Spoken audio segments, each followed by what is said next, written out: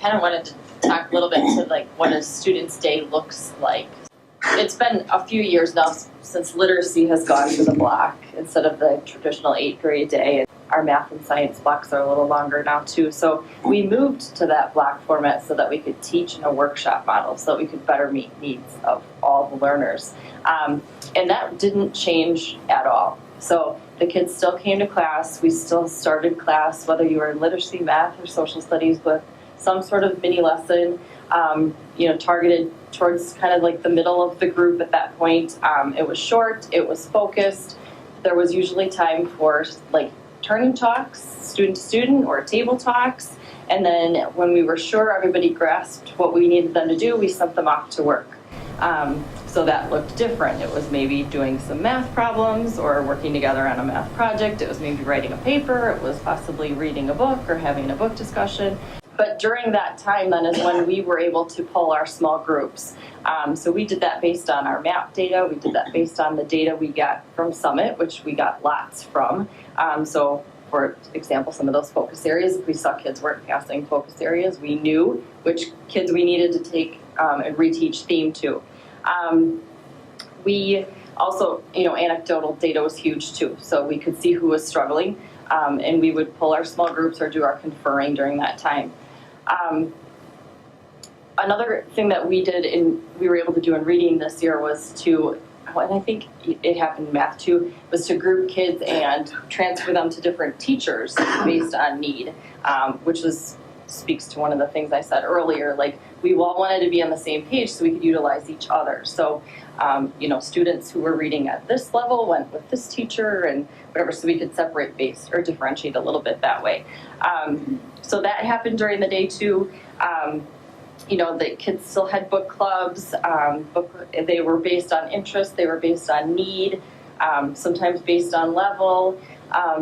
So a lot of those same things that we've been talking about for years, workshop, that's really what they did during the day. And we just used the platform to kind of house the project, guidelines and formative assessments. And then there was this element of this personalized learning time, which when I talk to people about it, I say like the old school study hall.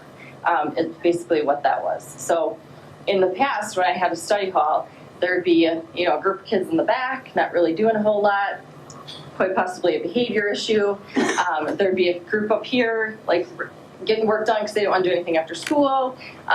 It was kind of like an all over the board. I wasn't really sure who was supposed to work on what, or like what, maybe they weren't doing the right thing. This year it looked very different. So that study hall or personalized learning time was extremely focused. Everybody knew exactly what to do. If somebody was a little bit off task, because let's face it, they're 6th graders, I was able to look at their platform and help them determine what their next steps would be. And so while they got going and working, we then were, again, pulling small groups working together. So anybody who didn't pass theme, maybe Mr. Caldwell would be doing a group, or anybody who needed help on, I'm drawing a blank on parts of speech. Thank you. So we would take turns kind of watching each other's personal PLT groups while other people did groups, learning groups. And that was a time when all of us did mentoring. So they weren't in a class the same per se, but that was the time when you could say, hey, can I interrupt you? And I know I did that. That was when I looked in on my friends. So I think that's okay. So I think in the past, the homework was getting done if you were intrinsically motivated to do homework, but otherwise it didn't really mean a lot.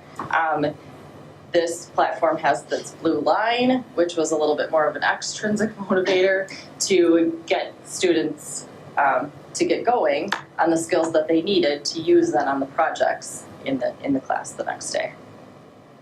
Kids wanted PLT time. They actually wanted work time. That just amazed me. Like, okay, we're going to cut your PLT time today. No, don't cut my PLT time. I need this time to work. Awesome. It's actually you want to work. And that's just something that, again, I've been teaching a long time. In like regular study halls, the kids wouldn't do that. They wouldn't ask for like extra time. But here the kids are actually wanting time to learn what they need to learn, and they know they have these deadlines, this blue line. They know they have to do it, so they want to get into working. So it is a little extrinsic motivator there. And I'll add in, the environment was different as well.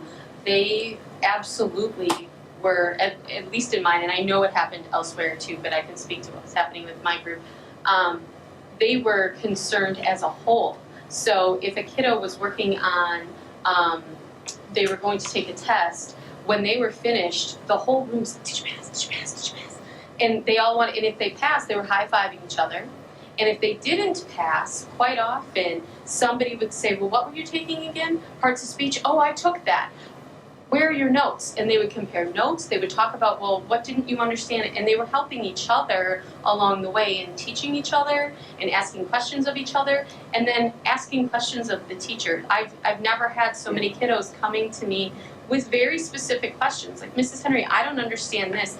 And it was across the board. So they expected me to know my grammar on top of my math.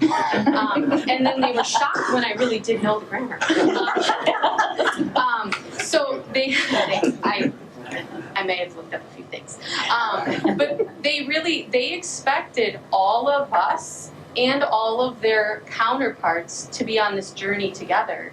And they expected everybody to help with that. So they were constantly going to other students, to teachers, and to other teachers. I mean, when we did this as a team, that was an excellent decision on our part, if I do say so myself, because I did have kids who would come to me and I'd say, "Wait, you're from the other house. Yeah, Mr. Kreitz is busy, but I know you can probably help me."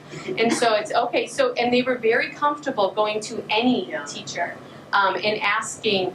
And that's, again, why I was getting asked grammar questions as well, is, it was just, who could I go to get help from? And so they really started to work on that whole, this is a community where we're all here to learn from each other.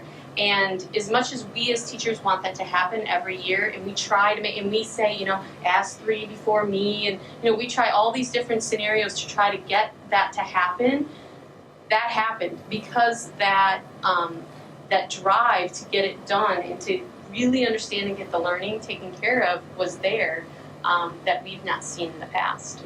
All of that is new, and it's really important to know that PLT time was a fraction of their day. For most days, it was a half hour. Thursdays, they didn't get any. Tuesdays, they did have 2 hours. It was a fraction of the day. The rest of their day was very traditional in that, we would start with a mini lesson. They would have workshop time, like they would in any classroom, writing classroom. We would meet with small groups. That part didn't change. What changed is and this is the comments that the 7th grade teachers made when they came to us, is number one, how does every kid know what they're doing and know what they're supposed to do, despite the fact that they're all doing something different. And when we did have that PLT, that PLT time, whether it's a half hour, 2 hours, the comment was made, it felt like a college library. And I remember when I taught 4th grade, taking my students to Marquette University, and we walked through the library, and their chins hit the floor. And all these kids, and it's silent. Yeah, you know why? No, because they're working. They know what they need to do, and they got to get it done. And it had that feel to it, which to me was magic. I think it really allowed us to focus on the academics too, as opposed to the behaviors. That's what I liked about the focus of that time.